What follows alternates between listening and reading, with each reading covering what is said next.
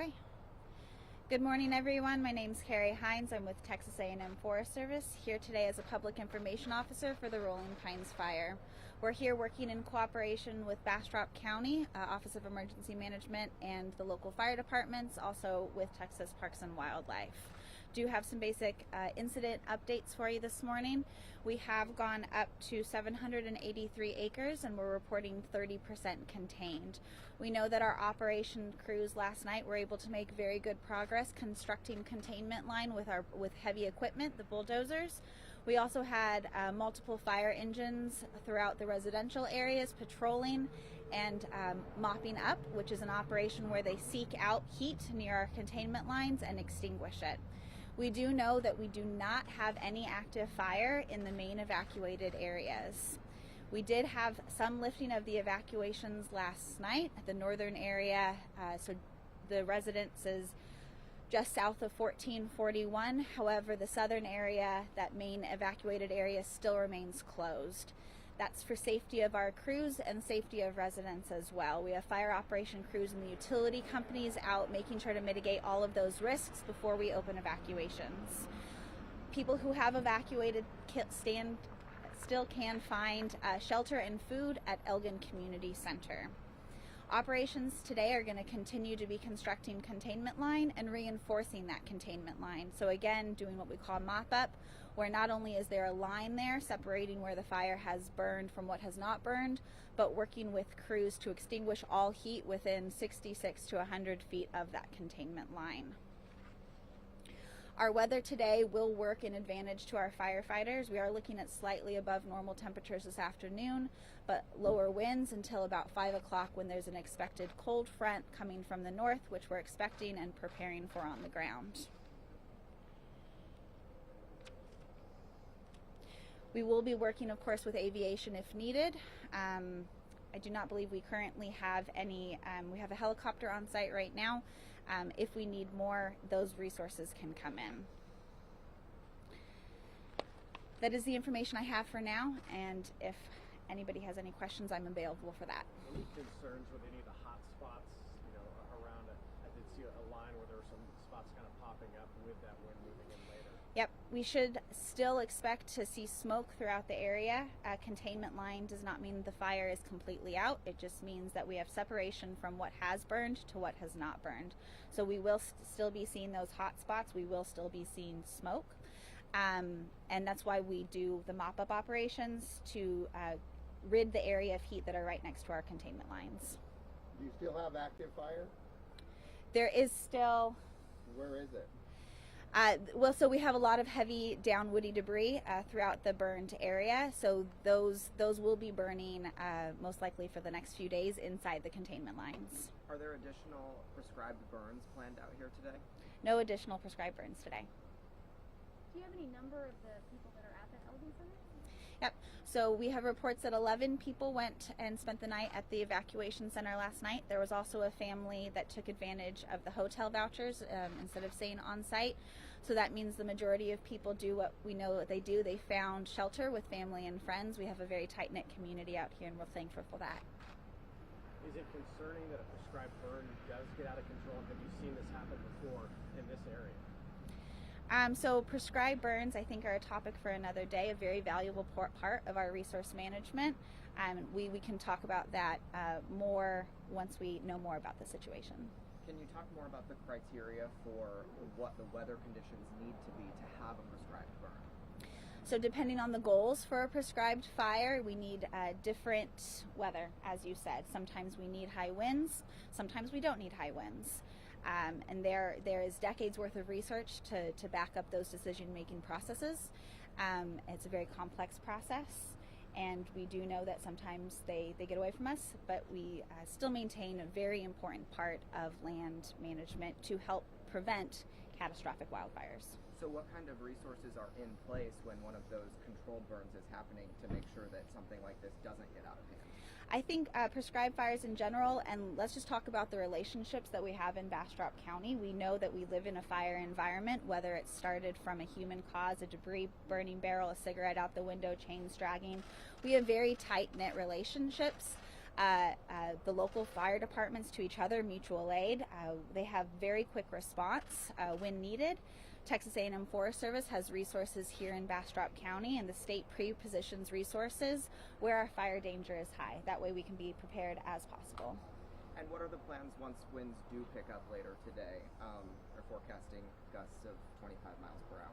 Yep. So those wind gusts from northern winds.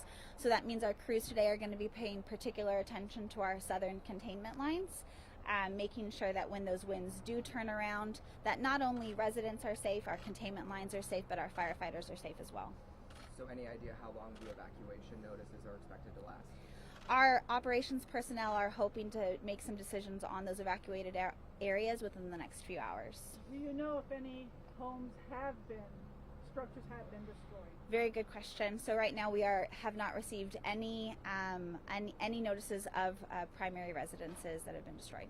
With the wind shifting, is there any potential this could continue to spread and possibly towards the city of Bastrop? So our containment lines right now, our bulldozer lines, have almost completely wrapped the unit. The only reason that we're at 30% is we want to go back through and mop up along those containment lines. So right now we are not projecting any further growth. All right. And I believe we do have Carter Smith here and Judge Pape. Carter, I think if you wanted to. Thanks. Thank you for your report. I just want to say to our citizens here in Bastrop County this morning that things are calm here at the fire scene, and we had a great response last night in our evacuation shelter in Elgin. My information is that we had 11 people sheltered there overnight, and they were taken care of. Everyone was safe and comfortable in that shelter. We're grateful for the city of Elgin cooperating with us in opening that up. The Bastrop Senior Citizens Center here was opened up for firefighters as a place of respite, shower, rest, and change clothes and so forth. That worked as designed as well, and we're very thankful for that. I do want to assure our citizens that having a controlled burn get out of hand is not acceptable in Bastrop County.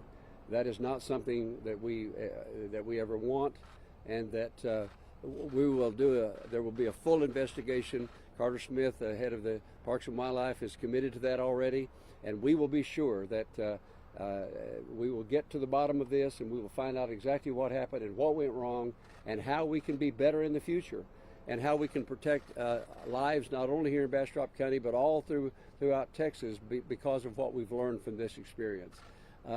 I'm personally frustrated that we're having to go through this, but this is part of what taking care of our citizens involves.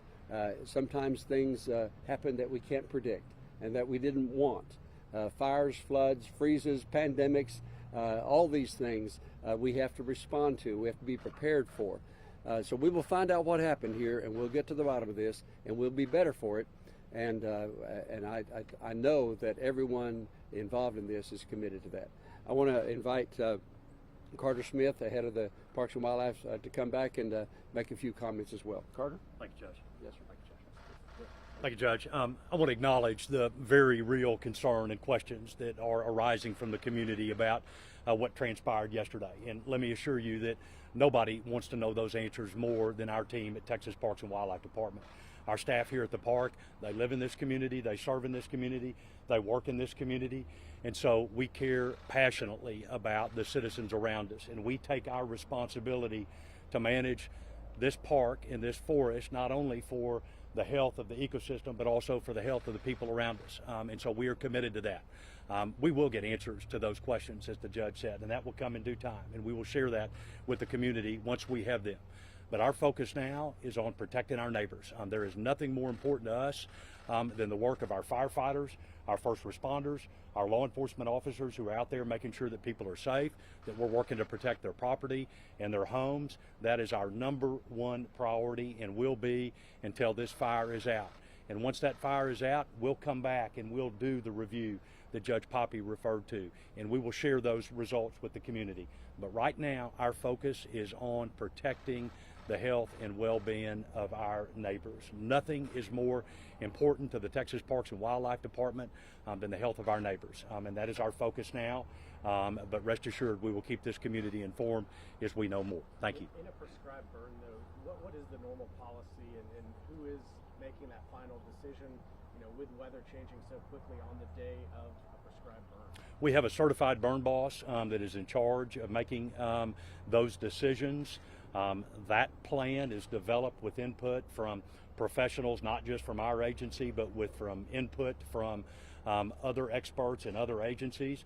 But ultimately, there is a certified burn boss that makes a decision based upon looking at the parameters, looking at the forecast, making sure that that individual believes that we can safely carry out that fire.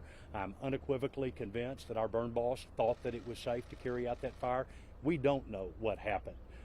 We absolutely believe that were embers from the prescribed fire that undoubtedly caused the fire off the park. We have tried to acknowledge that.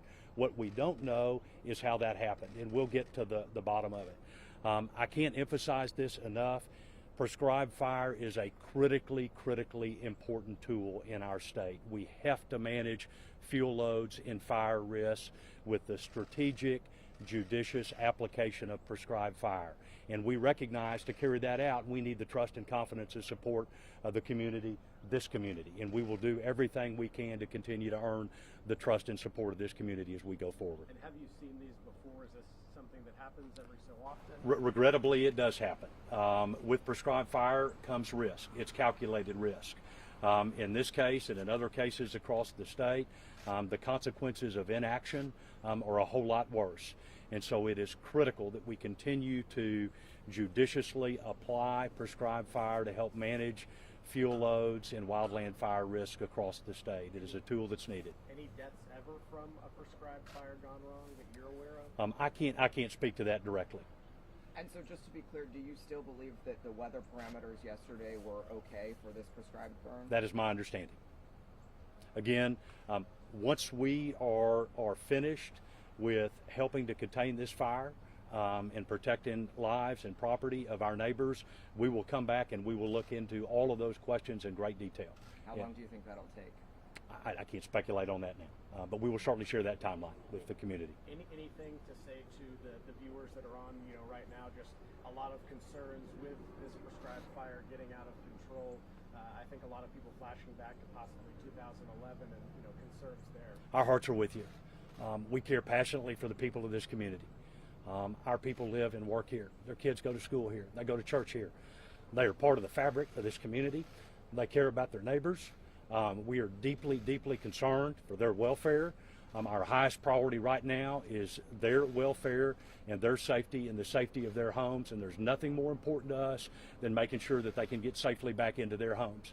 And what I promise this community is that once we have accomplished that, and we will accomplish that, we will come back and talk about what happened and do everything we can to learn why it happened, and then what, if anything, we can do to help prevent that from happening again. And you have my promise to that. Do you want to talk about the crews that are out here too as well? I mean, responding to this and putting their own safety in harm's way sometimes. Just talk about the effort that they're doing and everyone coming together to try to make this right again. There are literally hundreds of firefighters from multiple agencies all across the state, including the Texas Parks and Wildlife Department, that are on the front lines. They were on those lines last night. They were on bulldozers. They were helping to put out spot fires. They were helping to defend people's homes and structures. These firefighters are risking their lives to protect all of ours. And they are just doing an extraordinary job, and God bless them. They need our prayers. They need our strength. They need our support, and that's what we're going to give them now, is they continue to carry out our highest priority, which is protecting the health and safety of our neighbors. Carter, I want to have Rich Gray, who is You with bet. Texas Forest Service, come. He's the fire ops chief here on this operation, and you may want to address a little bit some of the activity overnight and where we stand on the fire line this morning. Okay, so we made very good progress on the fire last night. As Carter mentioned, we had a multitude of agencies out here, local fire departments, Texas Parks and Wildlife, Texas A&M Forest Service, Texas Interstate Fire Mutual Aid System. So we had roughly 200 firefighters on the day shift and about 150 on the night shift. As the weather cooled off and calmed down and winds laid, we made very good progress on the fire last night and anticipate that we'll continue that progress today with that multitude of firefighters. What does fighting a fire daytime versus nighttime look like? Okay, really good question. So daytime is somewhat more problematic. It's hotter during the day. The sun's out. At night, as those temperatures cool and those relative humidities come up, the fire behavior greatly lays down, so we can get very close to the fire and build direct fire line on the fire. I've noticed a lot of underbrush too, dry underbrush. Does that play into the fact, I know there's no burn ban here, but it looks like a lot of dry grass and leaves out there? Yeah, it does, and again, echoing some of the things with prescribed fire as a tool, we utilize that natural resource management to reduce that. Also, when you look at how that plays into a wildfire, those fine fuels carry the fire, and then as you have higher winds, it can move the fire into that brush. So the thicker the brush, the more unmanaged it is during a wildfire, the more difficult it is to control. Any particular challenges with the terrain or the conditions for firefighters? Yeah, very, very good question. So when you look across the Lost Pines, it looks fairly flat until you get out there. There's a lot of topography, a lot of shallow canyons, so difficult going for the equipment, and also difficult for the firefighters that are on the ground walking around putting the fire out. How can the citizens of Bastrop support your team? What can they do now? Really good. So, and supporting the team is around their homes and structures. If they can reduce fuels around their home and structure, in the event we do have a wildland fire, it's much easier to protect those structures. So help us, help you protect your home by doing defensible space around your structures. I heard some heavy smoke last night. Any smoke inhalation or any firefighters that had any issues?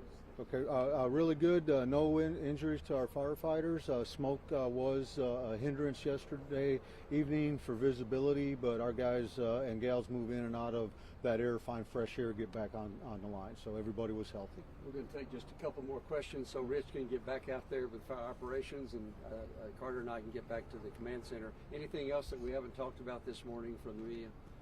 We do appreciate you coming out here, helping get the message out. Let's just encourage our people to stay away from the shelters and the designated areas where the firefighters are. We'll communicate effectively in this way, as well as on social media, to let people know what's happening here. But the best way they can help is to stay out of the danger zone, so that we can do the work that we're doing here. Today is a big day for us. We need to get this fire completely under control today, knowing what the forecast calls for tonight and tomorrow. And that's our commitment, and that's why we need to get back to work. So thank you all for being here. Is there another presser scheduled? Yeah, she'll let you know. Thank you all. Thank you. Thank you. Quick question.